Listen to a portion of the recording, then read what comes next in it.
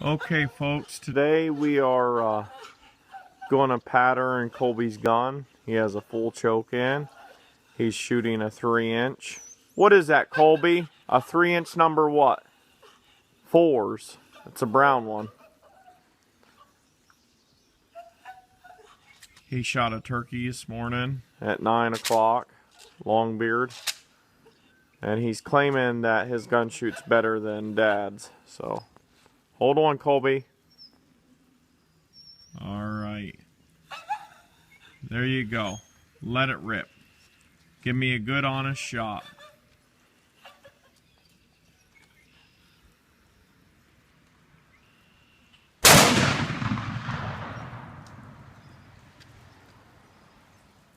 How'd it feel? Rough, but... Rough? Yeah. Is your safety on? Yeah. Is it unloaded?